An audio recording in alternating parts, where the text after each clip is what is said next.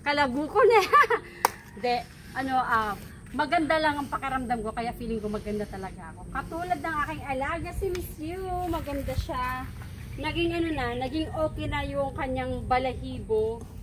Naging malinis na siya.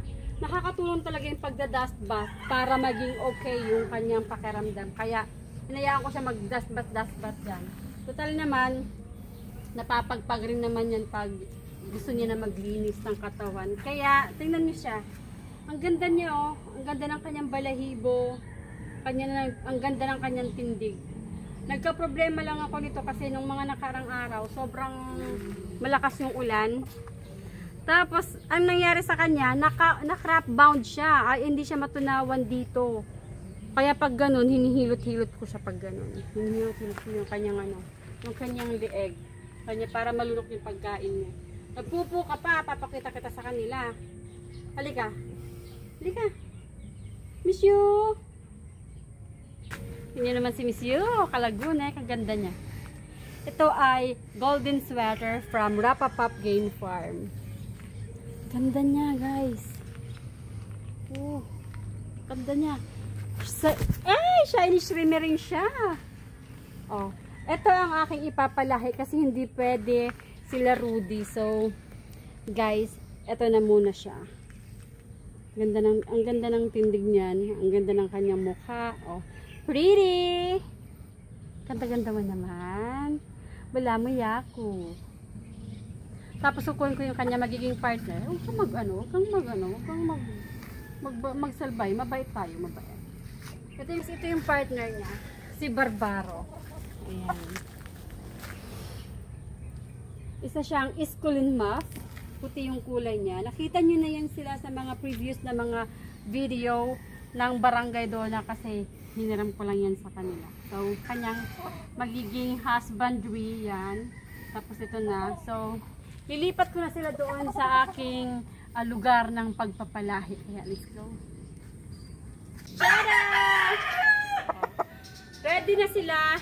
Napurga na to. Napaliguan na. So, malinis na sila. Tsaka, ready na sila sa kanilang start-up match-up ni Barbaro, ni Mr. Barbaro. At ayun si Mr. Barbaro.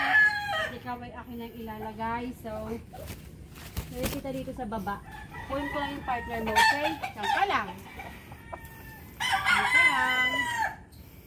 Uy! Nasari yung pinto. Guys, ito si Mr. Barbaro. Hiniram ko lang to. Ito yung daddy ng mga Barbaro na nakaraan. Tapos, ito yung paglalahi ko sa aking Rapapap golden sweater na hiniram ko lang din kasi nga hiniram ko lang to, magpapalahi lang talaga ako, makakuha ko ng sariling akin na. So papasok ko na, nandun na yung aking magandang binibini, nag-aantay na ng kanyang mister. So na, bawal away ha, yan sila, dapat friends kayo ha, bawal away.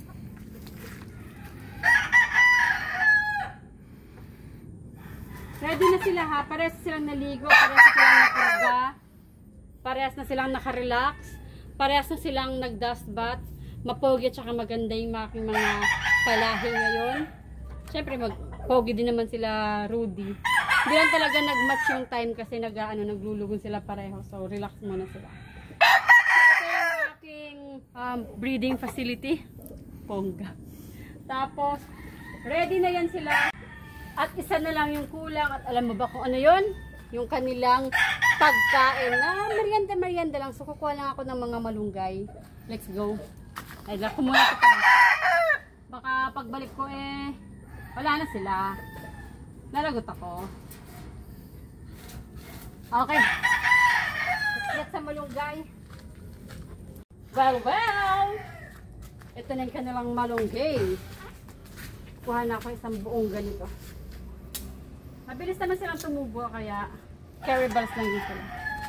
Kalagun eh. Let's go.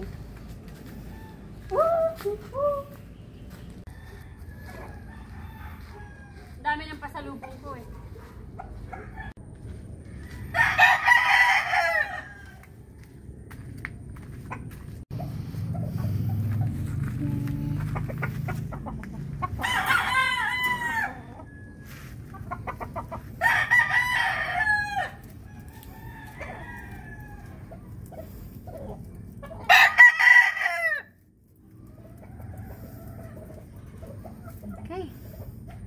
Baba ka na.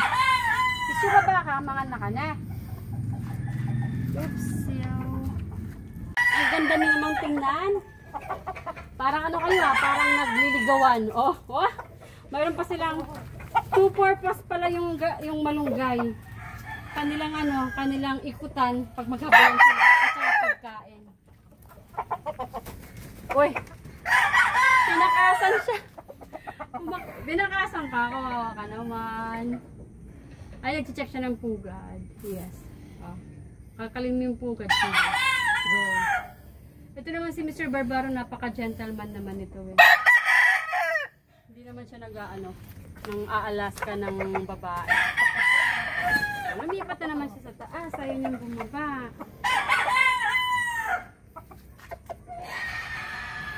So guys, yun ang aking video for today. Wish me luck para sa aking pagpapalahi. Kasi gusto ko talaga makita yung mga babies ng Barbaro. Kasi napakakit naman kasi nila. Nakita niyo yung mga sisiw. Meron silang mga balbas. Imagine nyo sisiw na may balbas na. Ang cute kaya nilang tingnan. Kaya subaybayan nyo ako, samahan nyo ako kung ilan at kung gaano kagaganda ang magiging produkto ng aking pagpapalahi ngayon. Ito si Aling Mimay. Bye-bye! Kaya ang ginagawa mo dyan sa taas, mga baka. Nagpapaganda siya.